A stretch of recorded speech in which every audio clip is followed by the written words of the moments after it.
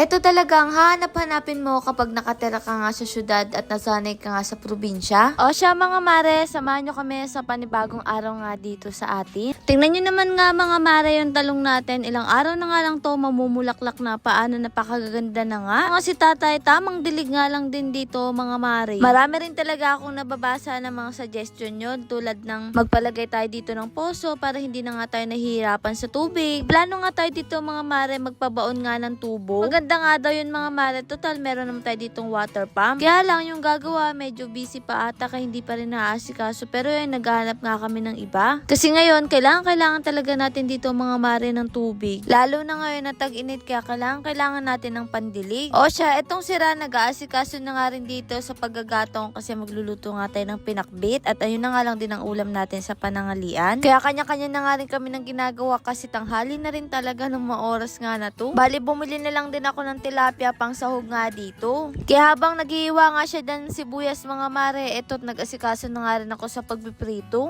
Ang tilapia kasi ay masarap din talagang ipang sahog sa pakbit. Bala ko nga siyang igisa sa bagoong kasi ayun nga yung paborito nila Ran. 1 kilo nga lang din ang kinuha ko at pinahati ko na nga lang din sa dalawa para mas tipid. Dahil malalaki naman nga ito mga mare. Bukod nga doon ay meron nga rin tayong tahong. Dahil nga breastfeeding pa rin ako mga mare, kailangan ko pa rin talaga na masasabaw nga na pagkain tulad nga nito. Habang busy nga sila dyan, busy na nakakaka-cellphone dito at tumitingin nga ako mga mare ng mga content. No okay na nga mga mare, yung unang batch ay kinuha ko na rin para maisalang ko na nga yung natitira pa. Buti na nga lang din talaga mga mare, kahit sobrang init ng panahon ay meron pa rin talaga ditong hangin. Kaya masarap din talaga dito magluto at magtanghalian. Binawasan ko na nga lang din mga mare yung mantika, tapos pinagisa ko na nga kay Ran dito. Marami-rami pa rin talaga dito mga mare kailangang ayusin, pero syempre ganun talaga, unti-unti at matatapos din. Mga dyan ang mahilig nga sa pinakbit. Malapit-lapit na naman nga ay talaga naman makakapagpakbit na nga tayo gamit nga yung mga tanim nga natin dito sa paligid nga natin. O siya, hindi ko pala itong mga mare na igisa nga sa bagoong kasi nga wala ditong available ngayon. Kaya ayun, pag-agisa ko, nilagyan ko na lang tubig. Ayun na yun mga mare, masarap din naman.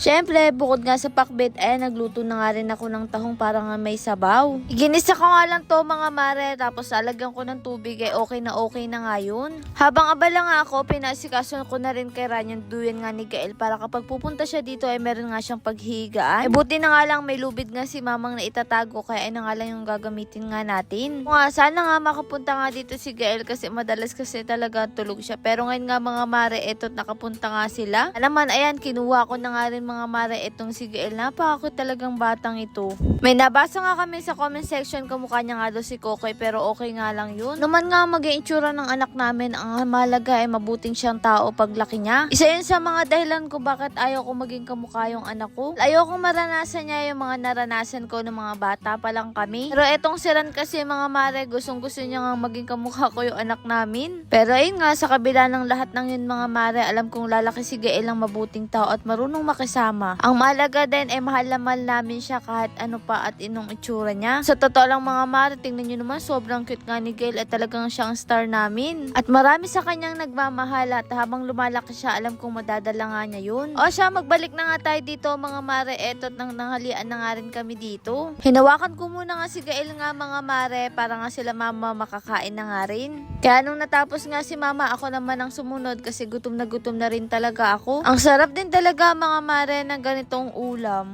Yung simple lang pero alam mo masustansya. At eto nga si Gael, pagkatapos namin kumain, nilagay ko nga siya dito. Apakakit nga ng baby na to, tingnan nyo mga mare, tuwang-tuwa habang kinakausap ko. Hindi nga lang kami nakapagdala nga mga mare ng kanyang kumot sa kaunan, pero sa susunod pagdadalahan ko nga siya. Hindi rin naman kami dito mga mare magtatagal, maya-maya ay uwi na nga rin kami. At eto nga si mama, dinuduyan pa nga niya. Sabi nga ni mama, habang nandito nga siya, pwede niya nga ituyang kahit nakaupo siya. Eto nga si Gael, hindi nagmumulat kasi nga malamig nga mga mare, simoy ng hangin nga dito ngayon. O siya, kinahaponan nga mga mare, nagluto nga sila dito ng mani kasi nakita nga namin to kanina kaya naman bumili nga kami. Isang balot niya nga mga mare, nasa 100 din pala. Sabi ko nga sa kanila, bago niya nga mga mare ilaga ng tuluyan, lagyan nga ng konting asin para may lasa. Eto nga si tatay, tinanim niya na nga rin dito yung mga natitirang punlangan ng talong. Sabi nga ni Ran mga mare, nahuhuli na nga daw yung okra niya, hindi niya pa nga kasi na itatanim, may bunga na nga yung ang ampalaya. Ayan pala tuloy talong. Din kasi mga mare yung sitaw ay talagang nagsisipaglakihan na at eto na nga yung itsura niya. Sa online nga lang din namin to mga mare nabili. Mga ilang araw na nga lang to, pag napatabaan nga to ay tiyak magsisipagapang na agad to. May mga ilan din pala mga mare na hindi pa nga nakakakita ng violet nga na sitaw. Ang tawag kasi namin doon ay pulang ang sitaw tapos nga yung berde ay puti. May mga tao na kasi talaga mga mare na ayaw nga ng pula, gusto nga nila yung puti. Pero etong siran, ang itinanim niya nga mga mare yung kulay pula. Pula nga lang ang tawag namin doon pero violet ang itsura nun. Dito na rin talaga umiikot yung pang araw-araw nga natin buhay. Siguro nga kung wala to ay siguro ang lungkot-lungkot nga namin. Dahil eto na rin talaga yung mga nakasanayan nga natin. Lord, maraming pong salamat sa lahat ng blessing at syempre sa inyong mga mare. Para ba yun? Bukas na lang ulit.